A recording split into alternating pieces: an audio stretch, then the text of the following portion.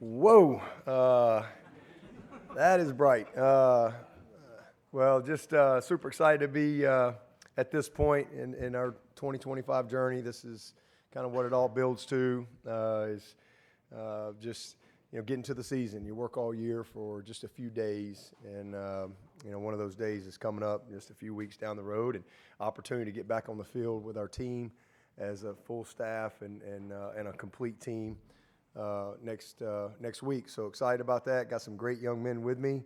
So obviously I don't know where Antonio went. Where's he at? He's coming around, but Antonio Williams is with us. He's somewhere around here, but he's our great receiver, going to graduate in December. Cade Klubnik also going to graduate in December, and then we got two outstanding defensive players here in T.J. Parker and Peter Woods. But they're all great people. And these two guys right here, 3 years, great players, but great leaders. Both will graduate in December in 3 years. So great representatives on the field, but also off the field for our program. And just excited about getting going, and look forward to getting on the field with them next week. It's been a good off season. The guys have put the work in. We been around a lot of good teams, and this team, has the ingredients to be a really good team, but we got to go do the work. We can't talk about it or predict our way in it. Y'all can't predict our way into it. We've got to go do it and do the work, and so excited about that next phase of our journey. And then for me personally, this is my 36th year in college football, and my 23rd at Clemson, 13 at Alabama, and year 23 at Clemson. I mean, it's just it's special. Just incredibly grateful and blessed to have an opportunity to be a part of a team and have a chance to do something that I really love, and that's the game of football and competing and doing life with a bunch of great young people.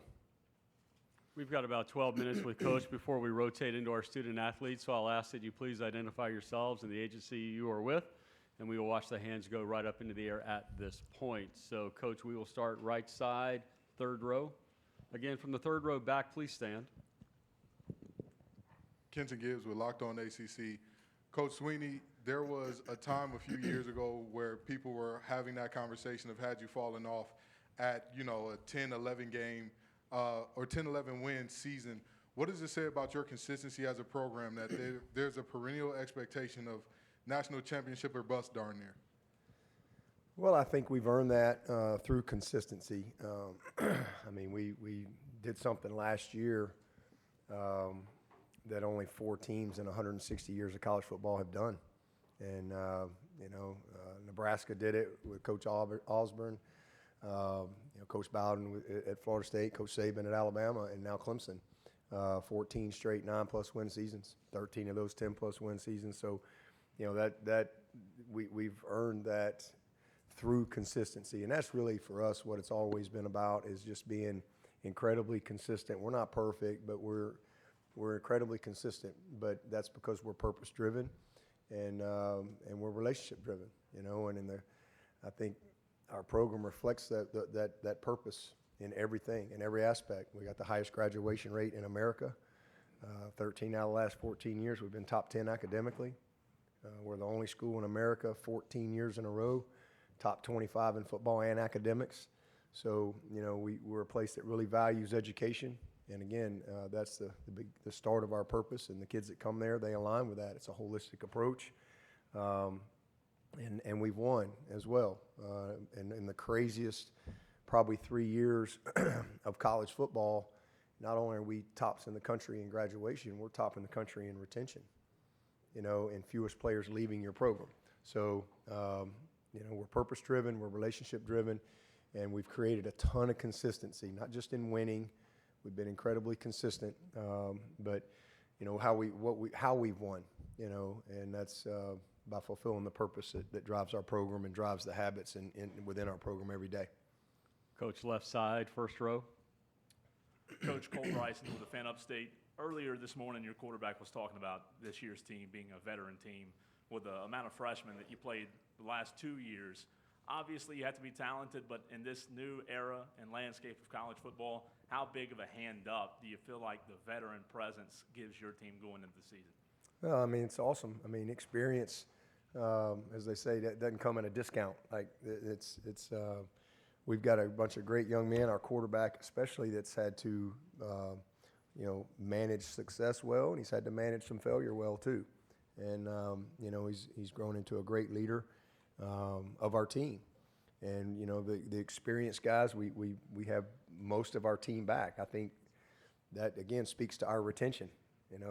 These guys can leave anytime they want, but they have to choose, first of all, to come, and then they have to choose to stay. And I just think that says a lot about kind of how we put it together on the front end. In recruiting guys that really align with our purpose, guys that really value education and want structure and family and accountability, but also they value the place that they're at. And these guys they could all go wherever they want to go, but it's a close group. They've done football life together for a few years now, and they've had some success. And certainly last year, and getting a chance to kind of maybe get a little glimpse at the top of the mountain, that's certainly given them a little fuel as they've gotten back to work since January. But great leaders that really truly care about each other. They care about the place. And they have a very clear vision of how they want to finish. Now they got to go do the work. Coach, right side, second row, hard to the right. Hey, Coach. Ralph Amsden, Unafraid Show with George Reister. Came out, had an opportunity to tour the facility, and one of the things that stuck out was the pod journey. And you talk a lot about retention versus the rest of the country, what you guys are able to do. Can you speak to how pod journey helps you keep the players around that you recruit out of high school? Yeah, so again, our purpose is graduation, number one. Number two, it's to equip them as men, through the game. Number three, it's to make sure they have a great college experience. And then lastly, is to win a championship. I want everybody that comes there to win a championship. That's how we started the program 16 years ago, and nothing has changed. And so Paul Journey is not something that we just started doing. The day that I became an interim coach, October 13th, 2008, I went next door. I lived next door to a guy named Jeff Davis, and he was just my neighbor for 6 years. I didn't really know him as, this great player, and he wasn't working in Clemson football. He was on campus doing development and working with the Call Me Mr. program, and I just kind of laid out my vision. It's like this: if I ever got to be a head coach, this is kind of what I want to do. And the AD said I get to be the head coach for 7 weeks, and I can do whatever I want. And I was like, so this might only be a 7-week job, but I want you to come. I want somebody who's not a coach. And I want somebody who can help me coach life every day, because life's happening. Coaches are busy, and we're in meetings. And in those days, there were 9 coaches, 2 GAs, and one ops guy. And so, the coaches wore every hat. And so I hired Jeff Davis, and I ended up getting the job. And so he was a one-man shop creating this curriculum that we now call Paul Journey. And now it's 6 people, and it's a living, breathing space. It's at the entrance of our building, but it is a curriculum. I mean, we have micro internships all over the world. We've had 100% job placement 7 years in a row. We are equipping them as men. They learn everything from how to tie a tie to how to have a nice dinner to doing a resume to how to do an interview. We had a group go to Italy this summer. They went to South Africa last summer. They've been to Thailand, Costa Rica. We are creating life experiences, financial literacy, tax education. We've been doing that for 16 years. And now, with an actual true financial component to, college, it just allows us to even further equip them as men. 81% of the guys who've gotten a shot at the NFL from Clemson have made the roster. That's incredible. Paul Journey's been a huge part of that. I mean, it truly is an amazing program, and the players can speak even more to it. We're involved in the community a lot. They learn how to serve. We like to say we're a leadership organization. We just play football doing it, and a lot of great leaders have developed. And so that's how we equip them as men, is through Paul Journey, and then having a great college experience. Well, I mean, every summer I see all these pros back in Clemson, you know, from Dexter Lawrence to Cleveland Furrow and Christian Wilkins and so on, training for 4 and 5 weeks. I've got 25 former players on my staff. You know, they had a great experience. We are top in the country in retention because we're living the purpose. And then over the last part's winning a championship. And so 16 years later, if you say you're purpose-driven, then you ought to have purpose-driven results. And we have the highest graduation in America. Paul Journey is the model player development organization in all of college football. Our kids are staying at a high level because they're having a great experience. And every player that I've ever signed since February of '09, my first signing class, has won a championship. When I got the job, Clemson hadn't won the league in 20 years. Every player that has signed at Clemson since February of '09, every player has won a championship.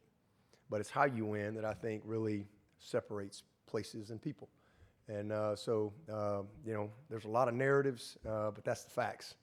And but it all goes back to, you know, how we put it together on the front end, getting the right people, you know, that really align with what you believe. And you got a group of young men right here that could have gone anywhere in the country out of high school, could go anywhere. Every year they've been here, they could have gone somewhere. But they've chosen to be a part of it because they are living that purpose. Again, you got 2 that are going to graduate in December in 3 years. And then Kay's going to graduate in right on time in 3.5 years. And they're all developed as men. They're all having a great experience, and they've won championships.